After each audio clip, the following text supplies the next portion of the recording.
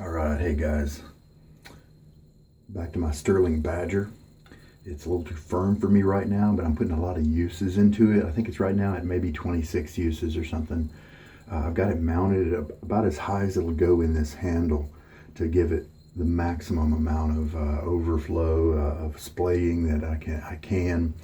And I'm hoping that with just a bunch of uses, I can get it to where the backbone relaxes a bit. The density, since it opens up, the density reduces. That's in the kind of the center where it affects my face, and so I can get that backbone down. So let's put another use into this guy. The razor I'll be using is my WR2. I'm in the middle, or rather at the end, of putting in my favorite blades to this guy, and he is a 85 gap, and I really like the shave of it so far. It could stand to be a little bit milder. It's still very efficient. However, I have had one blade with it, the Gillette Platinum, that has given me such a terrific shave. It very smooth and close cutting, and it cut very easily, very little resistance, and so that might be my favorite blade to use with this guy if I want a smooth shave. Well, this guy may be a competitor, may give that Gillette Platinum a run for his money. A feather is renowned for being quite sharp, and indeed when I was first learning, I would usually get 2 to 3 cuts per shave from a feather with like the Merkur razors and the Parker razors that I was using back then. I've migrated away from those guys. But let's put him in this razor, and I often love putting a feather in a mild razor. Now this guy, I don't know if I'd still consider him mild yet, even though he's actually lower than the lowest production setting, the lowest production gap that Wolfman currently makes. I could probably use to knock it down another 1/10 of a millimeter, but that's just me. Stirling R4L is the soap we're going to be using today, and I've been using it now for about 8 shaves or so, and I'm measuring it before each use, and I think 220 grams was the current weight of everything without the top. I gotta get, I don't know, maybe 15 shaves in it before I start thinking that my data is going to be accurate. So we've got a little ways to go in testing that, but I'm just really curious how much I am using each shave. Current math is at about 0.4 grams per shave, but again, it could very well change because of the water added and things like that. A bigger sample is going to make that more accurate. A little less than 0.4 actually. Okay, so let's get this brush back in the water. I have hard water here as usual, and I just use cool water, just whatever comes out of the cold tap. And as fall has now set in, it's getting a little cooler than it used to be. All right, let's load up this blade. This feather, I've got a feather that has about 40 or so uses. This is and that's my marathon feather. This one is just my testing razors out feather, because putting a marathon blade in a new razor to you is it doesn't give you a good idea about how that blade's going to act because it's older. All right, hold the blade while I unscrew the handle. Place this guy in there. It doesn't matter whether you place it up or down, in my opinion and in the opinion of many. It's one edge, you know, you don't have to rotate your edges or anything like that. I mean, technically it's 2 because it's a double-sided blade, but it's 2 edges, not 4 edges, so orientation not important. All right, ready to whip this guy up, and a little water on my face.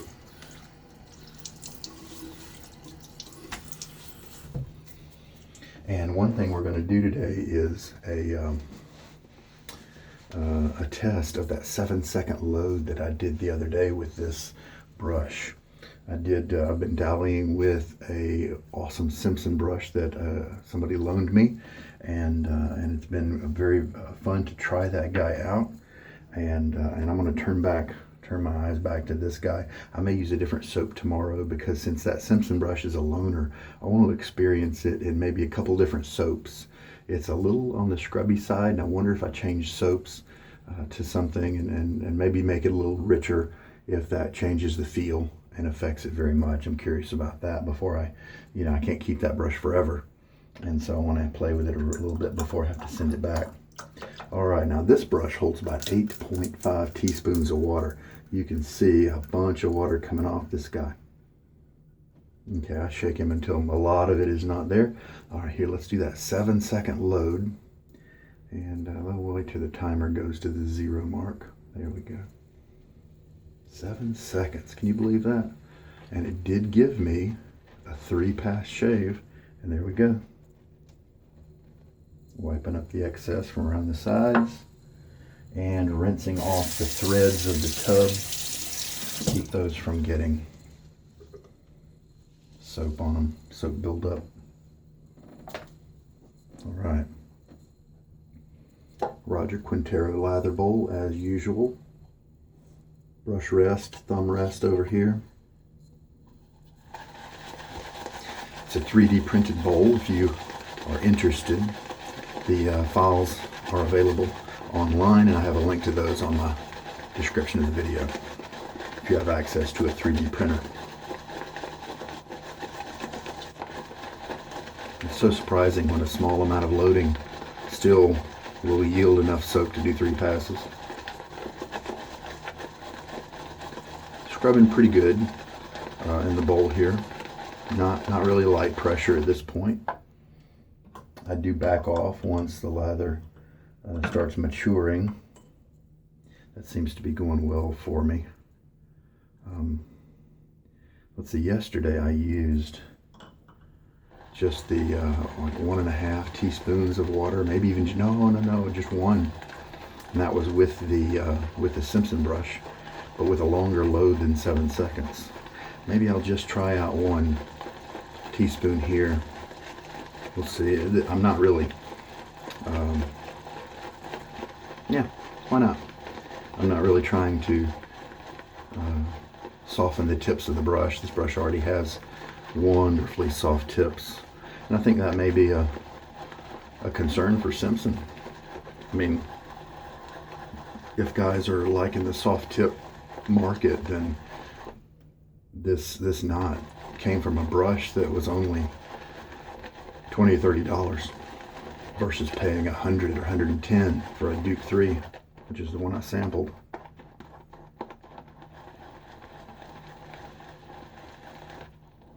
And this has a little bit more backbone, so I do like the backbone on that Simpson. Of course, if you're into scrubby brushes, then you are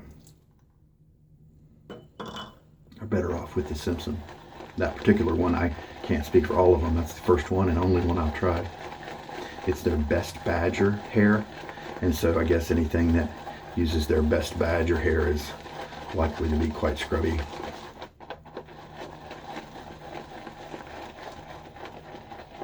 Curious whether going with a thicker lather, if 7 seconds is going to be a usable amount. Sometimes you need that extra water to make the lather voluminous. Added, so we've got 1.5 teaspoons in it. It just didn't look very much with the 1 teaspoon. But now it looks pretty good. Let's try this. It's not nearly as much lather as I usually generate, but let's just see what happens. Why not? Water on my face.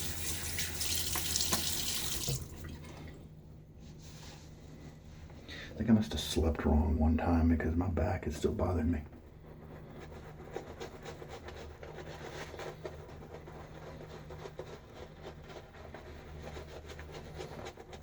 So this soap is Stirling's R4L. It was a limited release as far as I know, and it was a benefit to help some responders, first responders. That's what it is. Responders for life. South Florida wet shavers, I think. Go ahead and get a little more soap, more lather.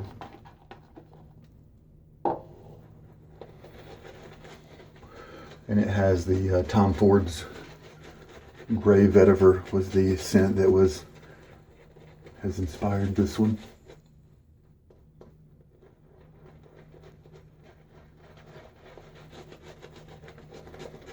If you missed out, you can get a puck of fine accoutrements, fresh vetiver, and it's the almost identical scent, and it performs really, really well, just like Stirling does. They're one of my two favorite soaps. I might have to compare them someday. Do a little head-to-head, see which one I like better. I like them both a lot. It's a hard puck, whereas Stirling is a crope mix between a cream and a soap. It can be scooped out like with a spoon and pressed into any size, any shape container, where the fine is a hard puck and you can't scoop it out. You have to shred it if you want to move it from one container to another.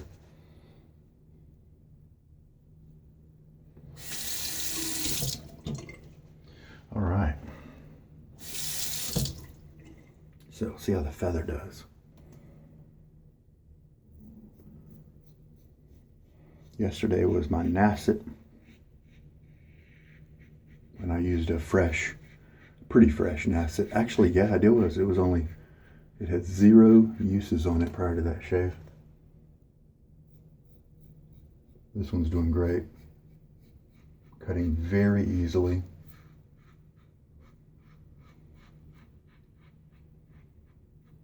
Little bit of audio feedback, but not a big deal. Some people like it, some people don't.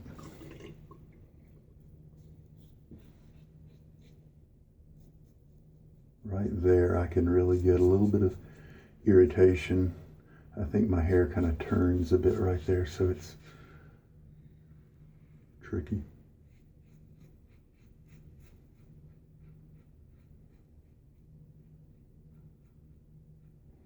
Very nice. Not quite as smooth as the Gillette Platinum, but a very nice shave. And this is not a brand new blade, so the burrs or any extra edges have been worn off from the production run, and so it's not going to get. I mean, it's going to probably get a little smoother, but not all that much. So we're not dealing with roughness due to it being a brand new blade, but very nice. You know, the nice things about some blades like this is that if I had to, I could get away with just this one pass, and I wasn't even trying to make it a one pass shave. If I wanted to do that, I could do maybe a little bit more buffing, that sort of thing. But I could walk out with this shave, and most jobs wouldn't have a problem with that kind of appearance. All right.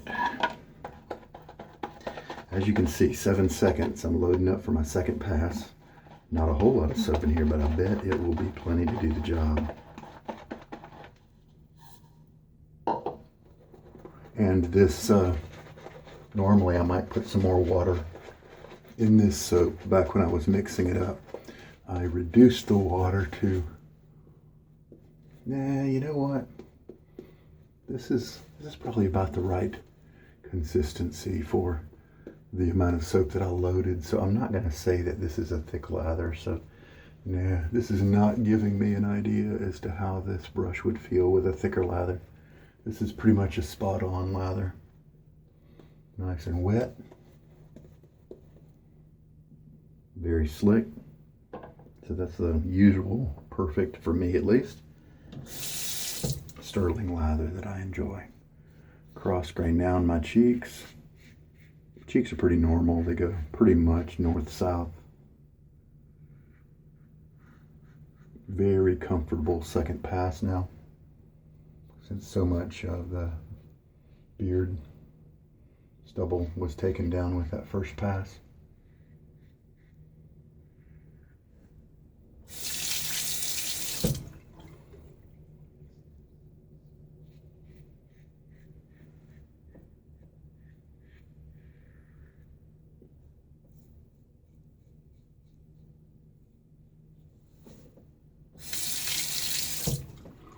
I like to rinse a little bit more frequently when I have such a wet, slippery lather. That way it's not dripping all over the place. See there, it's even running. Plenty of slickness to go around.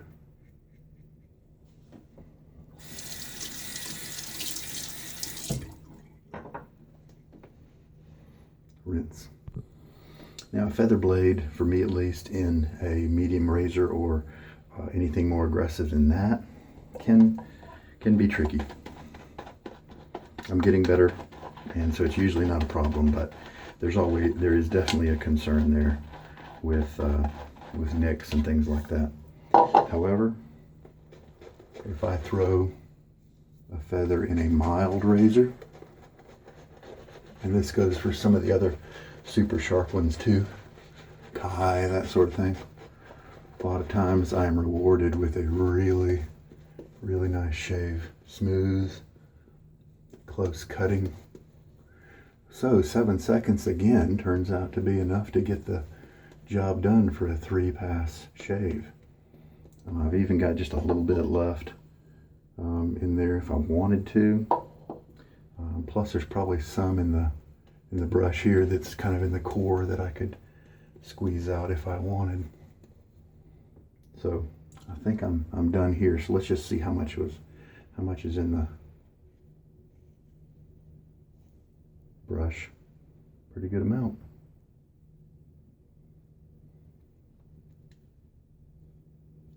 Why not throw it on there, huh?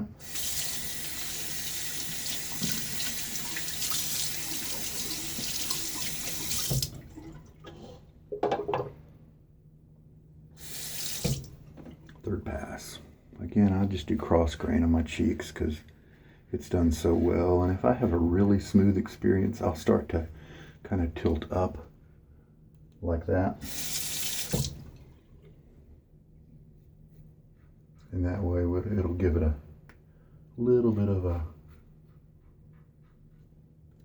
I'm having to stop frequently and toss this super wet lather down in the sink because I don't really want it to get just all over my shirt. Went to a Duke game years ago, bought a shirt. Sometimes I definitely disapprove of some of the policies and stuff, but it is a local team and I did enjoy the game and my wife had a good time. So I keep it in my rotation. Yeah, very nice. And closer shave than I usually have gotten with this razor in some of the other blades. So this was a joy to shave with.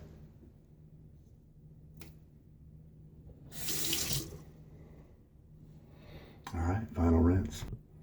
While my face still has a little bit of moisture on it, I'm going to go ahead and apply my Stirling Executive Man Balm. I don't have the Balm for R4L. Money may have been tight when I bought this soap, but I tell you what, if I would have known how much I would have liked this soap, I definitely would have bought it if the Balm was available. I know this aftershave splash was.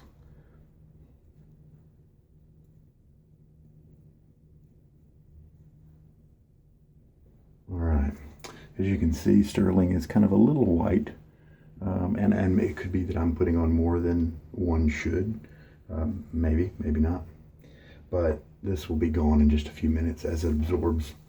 I've got oily skin, so I don't necessarily need a balm, but I do find that my skin just feels a lot nicer during the day if I have to put a balm on instead of the alcohol type splash. So as you can see, I had plenty of lather to do the job. You know, a little bit left in the bowl. I showed you that earlier, and I did squeeze out what was in the brush. And so I did have 4 passes of lather. What I squeezed out of the brush, I could have used for a 4th pass if I wanted. And so this is a second time showing that a 7-second load with this brush. If you have something similar to this brush, is feasible and possible with Stirling. I might stick with the 10-second load just to kind of have a little extra margin, a little bit easier to load it up, that sort of thing. But terrific scent as usual, and just really enjoying this soap. Now I've got 9 uses on this soap. 1.5 teaspoons of water were used in this lather, were added after I shook most of the water out of the brush. And so the feather goes right up there. Yeah, it wasn't quite as nice as the Platinum, the Gillette Platinum, but probably maybe second or third place among the rest of them. Probably second. So this is a good match in my opinion. Great shave, a little bit of a blade feel, but very consistent. Instead of something chattering across your face, possibly generating some irritation, you've got that consistent edge because this razor holds the blade so close to the edge that it keeps it pretty firm, and so it's a nice feel. All right, I've told you everything there. How much I like the soap. This is an excellent razor and blade combo. The brush still, pretty firm. We'll keep working on it. But that's pretty much today's shave. Hey, if you have a Zamac or pot metal razor head, this is stainless steel and timeless, ATT, and Game Changer from Razor Rock. All these are stainless steel. Carve is Christopher Bradley is a brass razor. It also has a stainless steel version, so you don't have to worry about this as much with those guys. But if you have a pot metal like a Parker, Merkur, Edwin Jagger, some of the Muley heads, I believe, then you want to especially dry the area around this post here in the threads, because that is where some of the corrosion can happen. And if you keep this area dry, your razor is less likely to break and could potentially last 8 or 10 years instead of falling much shorter than that if corrosion sets in, because that pot metal is okay and it's inexpensive in some cases. Sometimes people try to sell a pot metal head with some kind of weird looking handle or fancy looking handle for the price of a stainless steel razor, and that is just so wrong in my opinion. And so I hope people can be informed. But if you have a pot metal head, Zamac type head, you want to keep that thread well maintained. Keep it, I don't know about adding any kind of lubricant, maybe not, I'm not going to say that, but keep it free of water and keep it dry. That'll help that kind of razor. And a lot of times they're good values. Bai Li is a Chinese maker. This same kind of head can be bought at like Noble Otter and Maggard and Stirling, and those guys are great because they sell it. AliExpress also has the Bai Li razors. They sell them at cheap costs, and so you're not getting something that's going to last as long as a stainless steel razor, because you're also not paying nearly as much as you are for a stainless steel razor. And so you get what you pay for in this sense.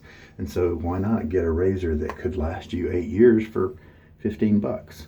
Now, one of the tricks also that some people will do that can fool the unaware is that the razor handle might be a good material, stainless steel, brass, something like that. And then they'll tell you about that, but then the head will be pot metal or Zamac. And so then you have to look. Now, once you've seen enough of these razors, it's really easy to identify these heads, these Chinese heads, because they all look the same. And so once you see them, you'll know, okay? But unless they specifically say that the whole razor, or the head included, is stainless steel or brass, it probably isn't. Well, there we go. I hope there was something here that helped you out. You take care. This is Sugar Daddy Shaves.